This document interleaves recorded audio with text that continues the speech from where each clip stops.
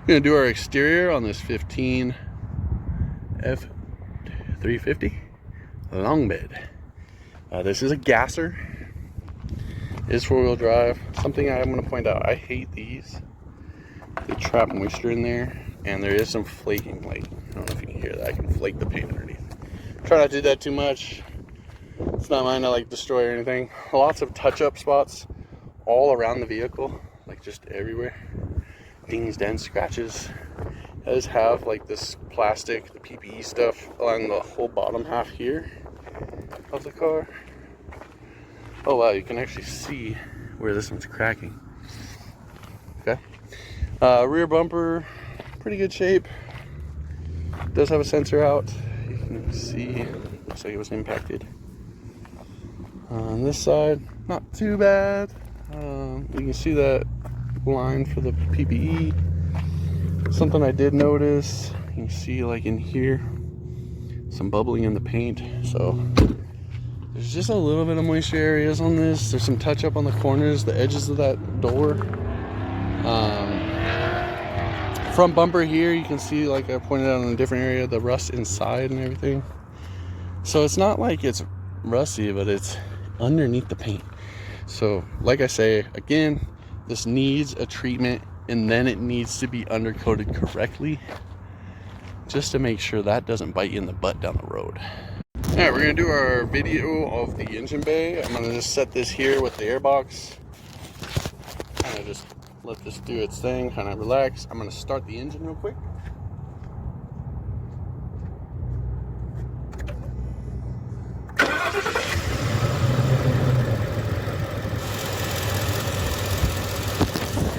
Fires right up. Hasn't given me an issue with that. Let this camera focus. There we go. Couple things. So there is dirt caked in this truck, all underneath, all in this engine bay, everywhere. Filter's full of dirt. Battery got a bit of corrosion here. Some rust. Battery is original, or they used a Motorcraft one at some point. Okay, yeah. So no, it's a Motorcraft one, 24. I didn't see that 24 before. So I'm glad I found it. Hoses and belts. Belt looks pretty new overall. All good. Oil, you're about a quart down. Transmission fluid for 71,000 miles, pretty faded.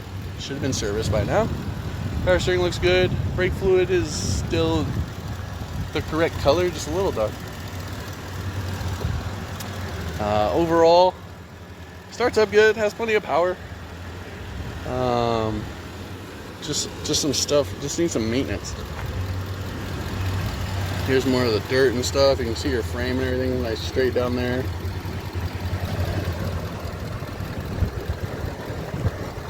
On this side, it's a little harder. I don't know if I'll be able to get the camera to look in on it very well.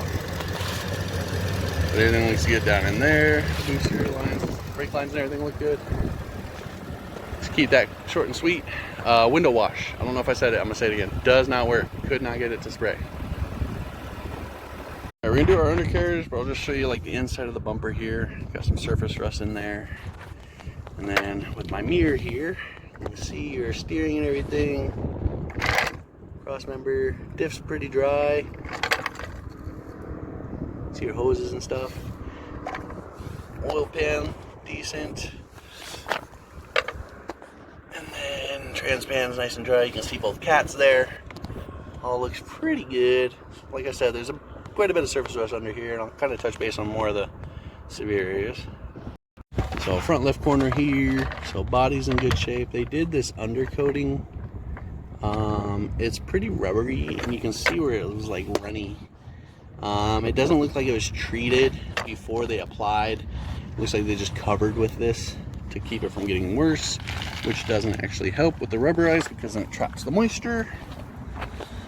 Come back here to the rear.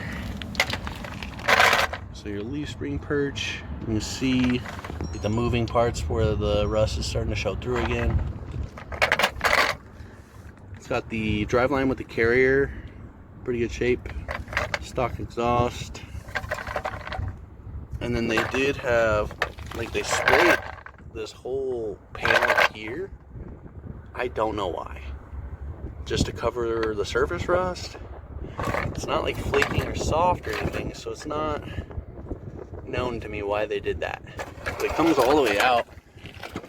You can like see the overspray here in the door. Very strange. This is the rear end here, so this is a frame mounted hitch. Seal on the frame. Suspension, solid axle. Spare, looks like it's been down there for a long time, like I was saying. Brake lines and everything look okay. The e-brake line's really tight.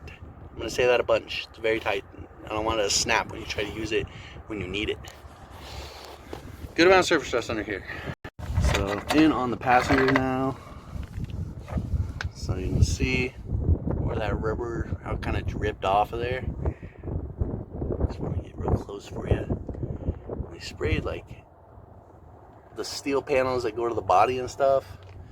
But like, if you come here, sorry, if you look at the seams like that, where the rust is already starting to bubble through, you want to get a really proper treatment and then an actual undercoat. The oil-based ones is what I always recommend instead of the rubberized ones. Let's focus. Here's your cast, nice dry transpan. More of the undercoating, but the cab is actually really good. Sometimes you see these rockers all rusted out. See, this is what they covered on that other side. So a little bit of surface rust. Miss it on this side. Onto the interior portion. I always start at the steering wheel here. So cruise control and information for the screen on the dash here, and radio controls and voice controls, phone calls. It does have auto lights with fog lights, auto front windows, pretty plain Jane entertainment here. The rear diff lock I was not able to get to work. It does have some info for it. So tire pressure monitor, fuel low, and then there was, what was the rear park sense. So if I put it in reverse, check rear park aid, and then if you try the rear diff lock, it says check locking differential. Food for thought. It does have factory trailer brake. AC and everything works really good. This radio, no display, no matter what you do. I tried with the brightness and everything, but this is all the way up, so I'm not sure what's going on there. It does have some cup holders down here. 12 volt auxiliary. It's weird that that's not a full bin. Like, how much space you can waste here, I don't know, it's weird. This does turn into a seat. Vinyl floors, so good dash, nothing here. The wheel pitted, the outer protective layer is kind of gone, pretty worn. We're gonna stop here and go from the outside in. So driver side looking in on the front. Brake pedal, you can see a little metal in that bottom there. Parking brake is super tight, like, I mean, full body weight. Pushing, I'm leaning into it. Yeah, it's wild, but it works. But that's crazy tight. I feel like that's a cable waiting to snap. Power lower, you gotta tilt your back. Seats are in really good shape for a truck that looks like it was put through some work. All around the door panels, you'll see like some chewed up trim wear and stuff like that. Seats got some stains in them and whatnot. Pretty good shape. This is a little loose. Everything does what it's supposed to here. And then this will actually fold forward, and that's how you get to that. Let me pause this. I just want to show, they like designed a way to store this so that it's not like it's just tucked in there and stuck there, but it's designed to be stored that way. You can undo it at the bottom and then push it back over. So just something to think about. At first I'm like, dang man, how do you guys do that to the guy? But overall not too bad. We're gonna pause here and go to the other side. All right, and we are back on the other side. Like I said, these doors all kind of have the same thing going on here. Not sure if it was the guys just like real broad and just putting stuff in and out, you know what I mean? Just scruffing it up. But not bad, pretty good shape. Front door card here. Manual seats on this side. Glove box has the owner manual. There is some like plugs and stuff in here. That's gonna be your interior. All right, we're gonna be onto the trunk portion here. So he's got like the gooseneck tailgate, but there's no gooseneck plate, nor was there a gooseneck here. There are screw holes. Something was mounted here. Not really sure. All throughout. Was lined, but you can see where it's chipped and peeling. Now, with this gooseneck gate, you pull it like this, and it stays like that, and then you just drop it. Kind of does like this rocking motion. This sits there. See more of the peeling on the gate there, or the flooring. But it's not, there's some dents, there's some dings, but this is the bad part. You want to get that addressed, that's going to rust out. So you can kind of see, like right there, there's some surface rust underneath, kind of bubbling. So now, to put this up, you gotta push this back in, and then it slams shut. Perfectly fine. It does have a spare down there. Doesn't look like it's been used in a long time. Bumper looks a little wampus, but it's because there's no tailgate fuel in that gap. So yeah, it's pretty straight. So we'll pause here and keep moving through your inspection. All right, this portion here, we're gonna go through our code scan. So we got a couple things here. First thing, body control module. It's yelling about the tire pressure lights being on and plate light out. The other ones are going to be because I have all the doors open. On Fords, if you scan the body, or if you do a scan with doors open, it sets codes. It's kind of ridiculous. On the parking aid, it is the right rear outer sensor. And then on your transfer case control module, you got a couple codes. One is for the differential lockup. I did make note I could not get the rear diff to lock. Four-wheel drive I got to engage once locking the hubs. There is a code for the continuous vacuum hub. These you just have an auto and then fully locked switch on the hub itself. Without that, you're in two-wheel drive. Everything else passed here. So I did take a picture of these so you had the code. I did also put them in text form for you. We're going to move on to our modules from here, or our monitors, sorry. Alright, back into our monitors here. So I try to do a 10 mile plus drive, make sure all these get a chance to reset. Everything looks good here.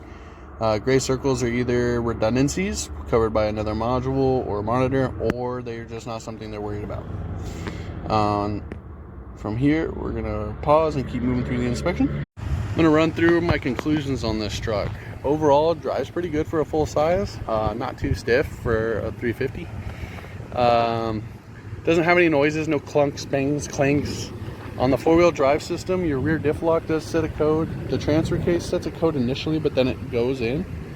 So it might just be the locker that it's mad about. It does have the hubs you need to lock in order to get 4-low to work correctly. Lights and everything work as they should, except for the license plate lights. It does have some dings and dents around it. On my drive, getting onto the freeway, I got her up to about 80, and then it just hard stopped. Third gear, full throttle, no more. It just didn't go up a gear, it didn't go any faster. 80 was it, and I got to do that twice. I'm not sure if this is governed like that or what's up with that. I can manual shift it and it up to 4 and it still stays at 80. So something to keep note. I know over like Montana, some Idaho areas get over 80, so that might be a bummer. Long bed has some screw holes in it.